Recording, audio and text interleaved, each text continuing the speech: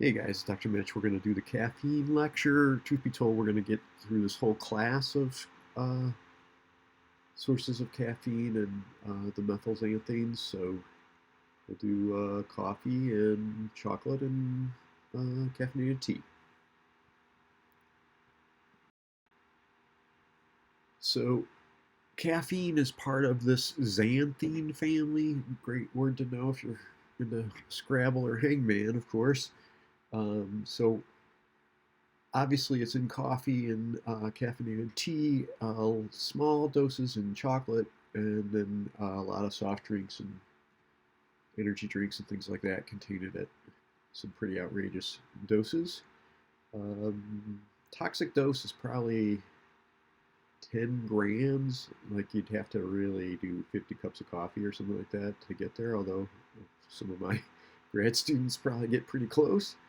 But then the other two related molecules, they're not as strong, but also stimulating in the same way. Theobromine, which is the one that we'll talk about that's in chocolate, and theophylline found in tea. So in the past, I emphasized here theobromine, the letter B and the letter C for chocolate are really close together. Theophylline, the P and the T are close together in the alphabet. If that'll help you remember, by all means, go for it. So I want to emphasize that they're all going to block the adenosine system. Basically, most of the drugs we've talked about so far have been agonists. They've been stimulating a certain neuron in order to create their effects. Xanthines block the adenosine receptor, so it's like you don't detect how tired you are. Obviously, it's not a substitute for sleep, but you're essentially not noticing the adenosine build up the longer you're awake. And so that seems to be the source of its indirect stimulating effects, and maybe why you don't get the tolerance at the same rates. You do get tolerance to caffeine, obviously, but nowhere near the rapid development of tolerance that we see for the major stimulants like cocaine and amphetamine. And how do you know you've had too much? Well, you're going to see nausea, vomiting, frequent urination, blood pressure goes nuts. It's up and then down, actually. Irregular heartbeat, headache, tremor, just jittery. I don't recommend really going over 500 milligrams in a day. It's gonna be rough. And yeah, so we mentioned coffee is pretty much only caffeine in there. Tea has caffeine, but also theophylline, particularly Camellia sinensis is the species of black tea. Good old Shenang, the guy who gets credit for cannabis, actually allegedly discovered this one too. He's sort of like the Asian Paul Bunyan now. He's a mythical character. And then chocolate has a little bit of caffeine, but more theobromine. Emphasizing don't give this to your dogs. Dogs don't metabolize theobromine as fast as we do, and they can get really sick. In fact, a couple of bears died when they found 90 pounds of chocolate and ate them, and they literally ate it till they died. It's pretty toxic. And then, yeah, we know there's caffeine in various soft drinks. So just a quick fast facts and kind of history stuff. This will give us a nice overview and we'll get into it. But these will also be helpful for the exam, obviously. Uh, Kaldi, the Arabian goat herder, gets credit for discovering coffee beans. He may or may not be real as well. Probably goes back to about 750 AD or so. Uh, Basically, he was, trying to see why his goats were jumping up and down so much and getting so antsy. And he found they were eating coffee cherries, the beans on the coffee plant, and thought, hey, this will help me stay awake all night for my Muslim prayer vigils. And then the mullahs, the Muslim bigwigs said, no, you can't do that. You got to stay up on your own. Definitely has a withdrawal symptom series, so irritability, headache, things like that. Vasoconstriction, you're going to basically also, just like we saw with nicotine, decrease the size of the capillaries, and that's part of its impact perhaps. You definitely see tachycardia, so increasing heart rate. The improved alertness and some aspects of perhaps working memory, although it may interact with different facets of personality. It's not an easy effect to always replicate other than the increased vigilance. So, they could do that Macintosh clock, that horrible hit the space bar when you see the clock do 2 seconds instead of one type task. And just the vigilance types task where you got to do the same thing over and over again. It does seem to be helpful, at least in lab studies. There is some appetite suppression, but it's really not a diet aid. I would emphasize there's a big rebound afterwards. So if you don't eat for a while and just drink coffee, later on you're so hungry you usually end up binging. How can you tell subjective effects compared to the major stimulants like caffeine and nicotine? Well, there's none of the caffeine and amphetamine. There's none of the euphoria really, and the tolerance does not develop as rapidly.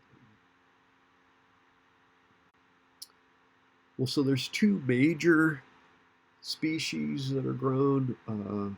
Coffee Arabica, which is grown primarily in Brazil and Colombia. This is far and away 70 to 75% of the world's coffee production is this species. You do see Robusta grown primarily in Indonesia and countries in Africa. Kaldi was probably in Ethiopia, so it's fair to say coffee started in Africa, but now pretty much most of the coffee in the world is grown in Brazil and Colombia. And you'll notice, where does it grow? Well, it has to be pretty hot and helpful if it's pretty wet, and then depending upon the elevation of the mountains where it's grown, that also contributes to flavor. I'm sure you guys have seen the coffee nuts all over the internet. There are people who have some pretty fine distinctions about it. Truth be told, caffeine itself is very bitter. It's an alkaloid. It's got that nitrogen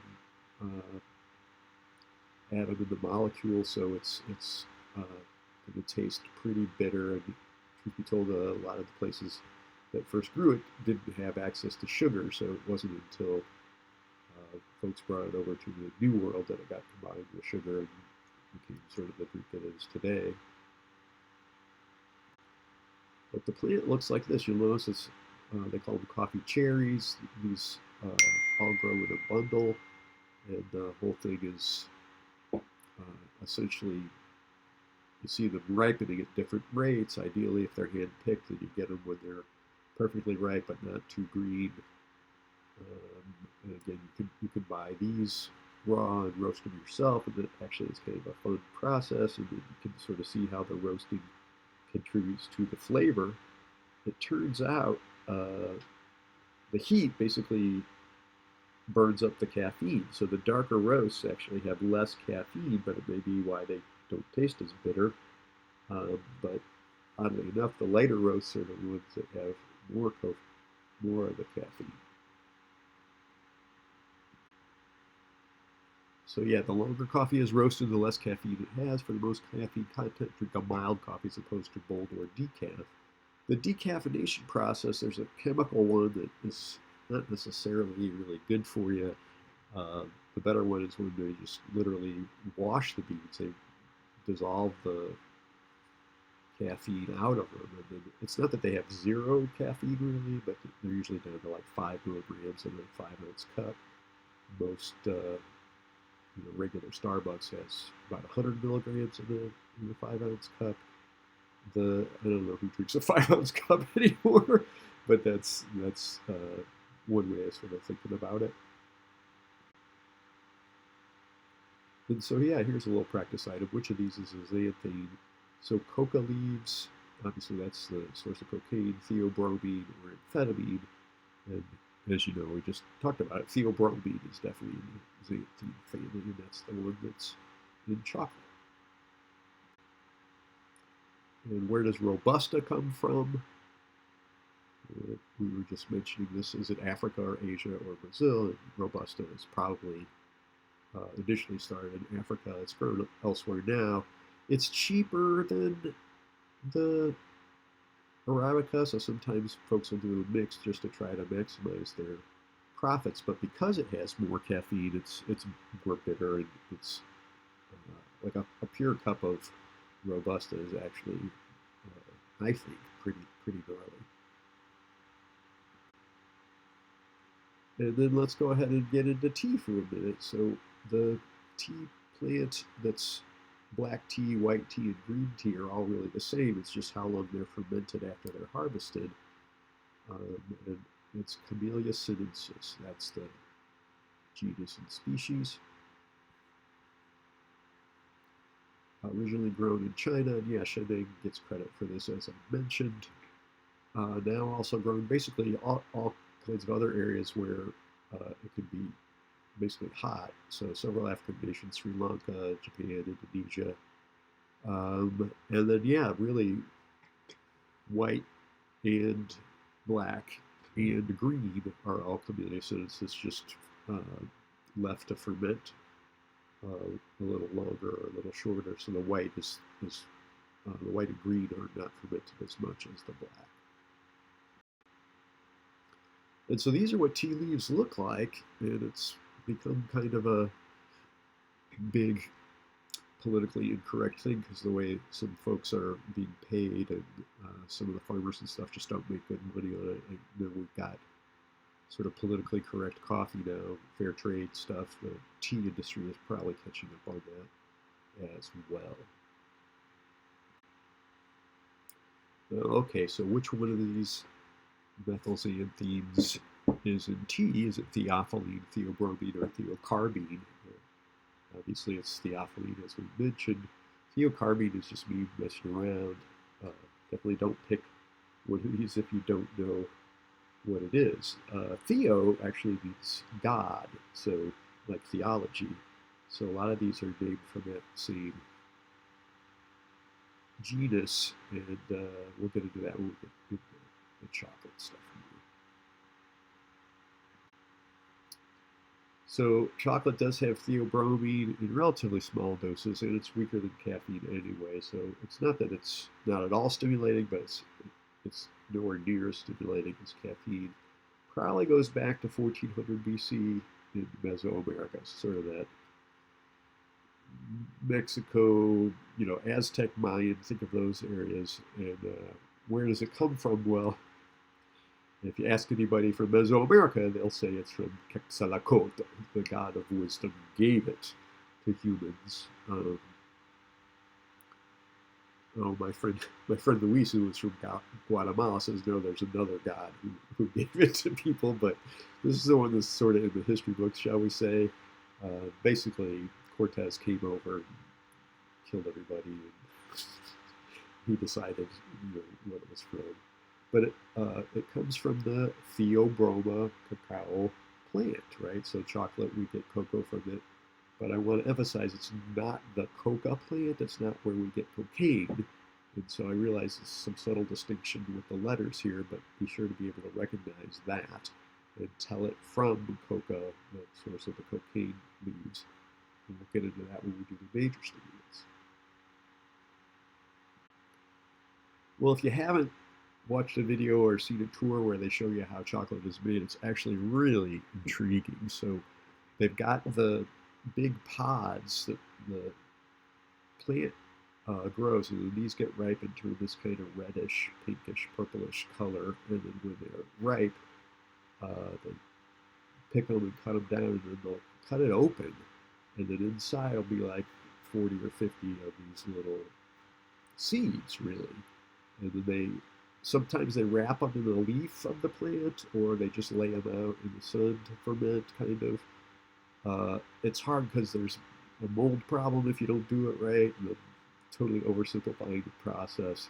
But basically, when you've fermented it and then let them dry, and then you like crack them all and get the hull off there and any debris, you end up with cocoa nibs. And every once in a while I see these in the grocery store. They taste like chocolate, but they're not sweet at all.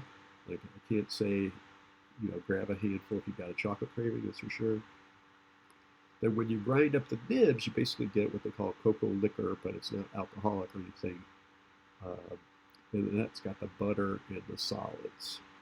Now, truth be told, the Aztecs and Mesoamerican folks used to make a drink primarily just for their royalty that was made from this, that was fermented, that was like 5% alcohol, but cocoa liquor is not an alcoholic beverage in any way. It is the cocoa butter, so kind of a fatty thing, and the cocoa solids. If you've got just the solids, so if you sort of put that in a press, that liquor, you'll end up with just the solids, and the cocoa butter is separate, and that's used in cosmetics and stuff too. It's actually used like any other fat, but the cocoa powder is just the pulverized solids. If you use the cocoa liquor and then add sugar, you're basically going to have dark chocolate. Again, I'm totally oversimplifying, and then adding milk. Lindt, we got that store in Stuyvesant Plaza. Lindt was the guy who was apparently the first one who added milk, and they do powdered milk now. They don't pour a big old, milk in there or anything, and that's what milk chocolate is. So these are the pods. As you can see, they're really pretty, and you can imagine somebody coming across these and saying, wow, this looks like it might be something good in there. And then when you cut it open, the seeds I saw are actually grouped this gray. They were more kind of purplish, but then you separate those all out and wrap them up or leave them out in the sun to do that fermentation process, and that's sort of the first stage. And then after you roast them and kind of break them up and everything, then you end up with the nibs. And this is a pretty typical appearance of the nibs, and apparently that roasting is like the critical step for what makes for good chocolate. The chocolatiers getting all these arguments about it and stuff like that. So the history of this is kind of interesting. The notion that Cortez discovered it, of course, is total nonsense, but it was already in that Mesoamerica area when Europeans found out about it. Truth be told, around 1500, I think Columbus's son actually saw some natives, and he thought they were almonds. Basically, he saw that they were, really treating the beans like they were something valuable. So he knew it had to have something to it, and they sent a few back, but it never really caught on until markedly later. And obviously, it was a much more attractive beverage once folks started adding sugar. But it's got a long history here, and once the Europeans got a hold of it, man, they really seemed to love it. It was more expensive earlier on as the processes for making it got more industrialized. It got cheaper, and everybody was really into it. So yeah, Louis XIII gave chocolate as a betrothal gift. Van Houten invented the screw press, and that was what separated the cocoa butter from the solids. Lindt is a milk chocolate inventor, late 1800s already, and then by the end of that century, Milton Hershey starts creating the Hershey bar. Let's not, I don't want to put Cortez on the test unless it's AOC. Know Lindt, and definitely know who Milton Hershey is. If you've ever been to Hershey, Pennsylvania, apparently it's kind of hip. I've never been there. It's the town where you don't say vanilla. And then just to kind of give you a feel for how much how much caffeine would you anticipate in different sources. Coffee definitely has 100 milligrams in a 5-ounce cup. It's going to depend upon how it's brewed and all that kind of things, but that's a reasonable guess.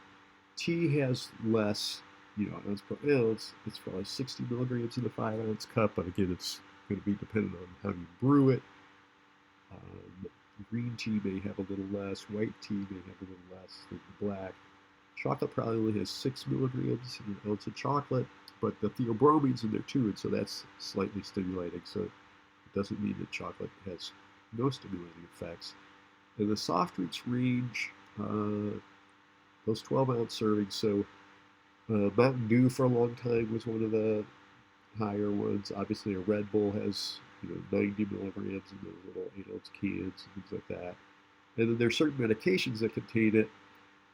Calling it a medication may be a bit of a stretch. And these were not legal in the U.S. for a little while, and now they're legal again. I know you can get the supplement that says a powder that's super dangerous. Like you can really, one of the supplement companies has it as just this white powder. easily make yourself really sick. So you gotta really pay attention to dosage if you do end up getting one of those. And then these are just, don't memorize these. These are just to show that there's actually quite a bit of range in different sodas on this. Coca-Cola really did have cocaine in it. We'll talk about when we do the major stimulants, but it also had the cola nut, and the cola nut actually did have caffeine in it as well. Yeah, like I said, Mountain Dew was one of the higher ones for a while. I don't think Jolt Cola is around anymore, but that was big one in the 80s when I was in college, and it was like all the sugar and twice the caffeine, and they made a big deal out of it. And of course, we went nuts like dumb college students did. Red Bull would have 160 milligrams in a 12-ounce serving. I guess they do have that 12-ounce can now. There's sugar in there too. I mean, you gotta admit, your brain loves glucose, so you can see why people get stimulated. Well, that's enough for a first run here. Go ahead and write yourself a few questions, take a little break, and we'll pick it up in caffeine 2. Thanks for picking it up.